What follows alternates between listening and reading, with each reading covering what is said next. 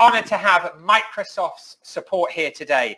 And over the years, their software has made our work possible. I mean, it just has. We've used it for 21 years in terms of globally networking, tracking and recording commitments. Given that we've, used their powerful tools for so long, we're thrilled, and incredibly honored to welcome our next guest to discuss the role of technology in creating a more peaceful and sustainable world. I'm absolutely delighted to introduce the president of Microsoft, Brad Smith. Hi, Brad. Thank you for joining us. Hi, Brad. Thank you for joining us. Thank you. Great to be with both of you. Thank you. Oh, thank you, Brad. Thank you. Okay, so the first question I'd like to ask you, Brad, is could you please tell us, well, we know about your name, but the organization that you work for, your position.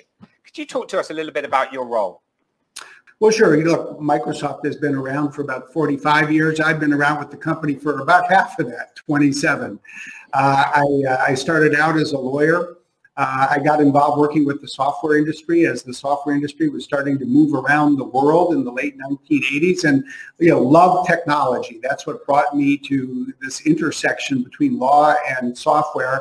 And it's been one of the most fascinating intersections in the world. It gets busier and busier. You might say there's a traffic jam at this intersection, given all the issues we're trying to confront today. Yeah. Okay. Amazing. So that's very interesting. I mean, what's some of the most important things that Microsoft are thinking about right now in relation to a more peaceful and sustainable world?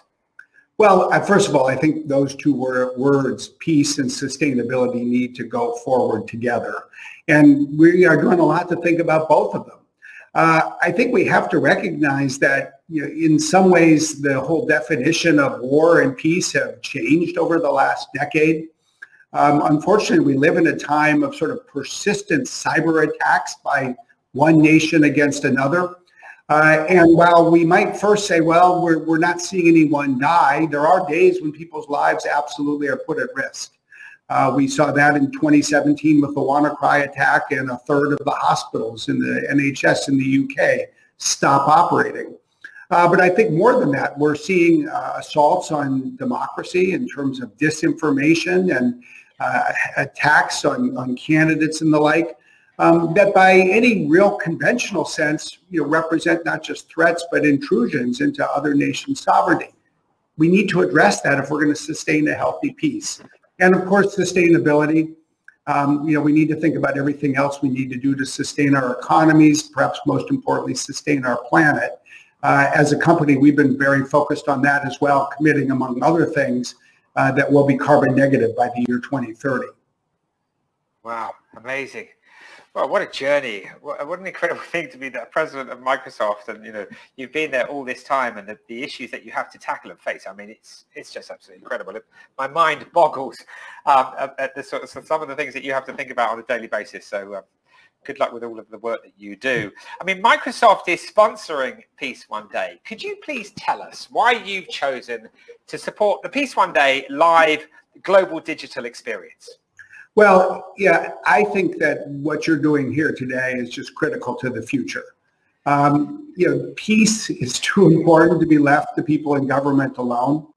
I think it is the people around the world that need to use their voice to protect and preserve the peace.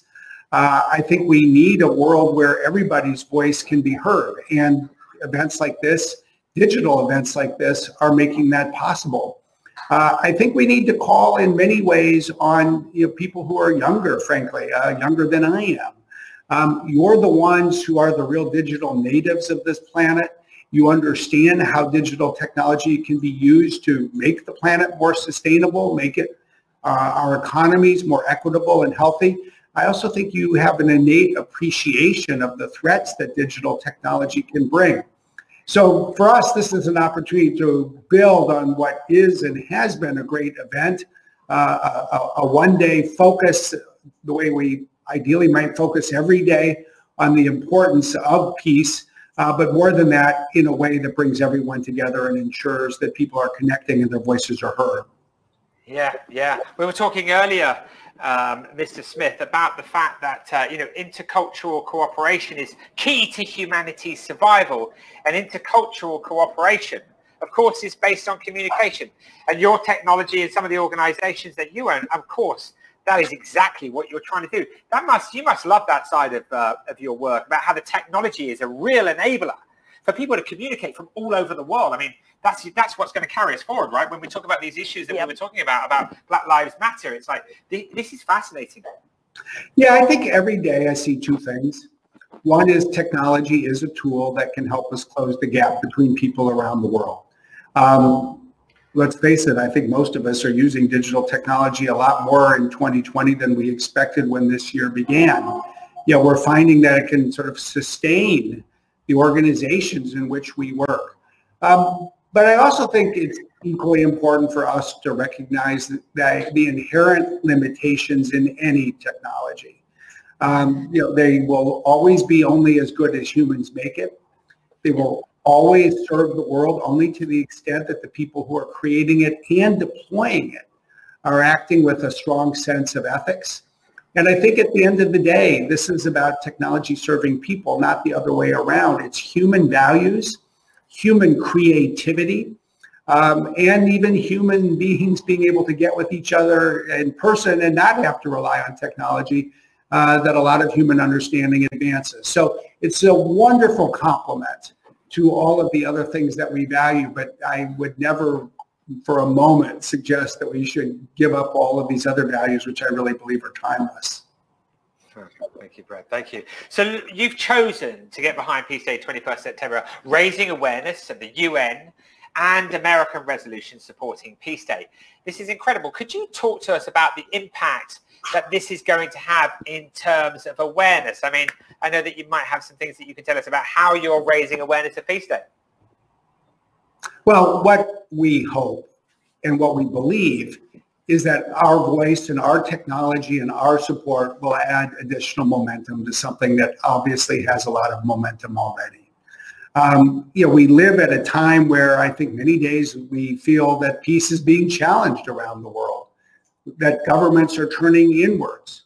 And I think that we recognize that the avoidance of war requires more than just the absence of hostilities. It really requires a healthy peace. It requires an advance in human understanding, your point about increasing collaboration. And that's what we're hoping to support with this. I think just even participating a little bit with the two of you here, it's clear as day what you're helping to advance, and we're delighted to be a part of it. Yeah. Well, I mean, Brad, I really feel like I should say Mr. Smith, but Brad, okay. I mean, it's not every day that you talk to the president of Microsoft. So anyway, so Brad, listen, thanks ever so much. I mean, we had that panel on technology, and of course you had a representative there from Microsoft, but, it's really interesting when you were talking about earlier, we must go over time, but, it's like how you actually build, these tools and, sort of coding for peace and, things being done in a sort of just way, even in terms of the coding, which you don't actually even see has an impact on how that tool is actually used. And I find this is all new to me, by the way, all of this sense of actually how technology is built. So, I find everything that you're doing and what the organization does with its tools and its software is just incredible. Well, maybe that is a great place to conclude. I do think that coding languages that software developers use have become new universal languages around the world. People each learn to use it, to speak it, to write it. But I think even more than that, the world's software developers tend to work without borders, without boundaries. They work with each other. The open source development efforts around the world in particular bring people together. On a place like GitHub, which Microsoft owns, it is one of the world's homes for software developers. So you see in these kinds of efforts that bring people together, I think hope, and this is the time where a little hope will do us all some good.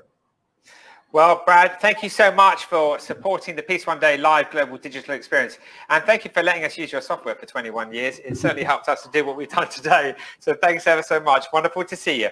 Enjoy the rest of your Peace Day. Thank you. You too.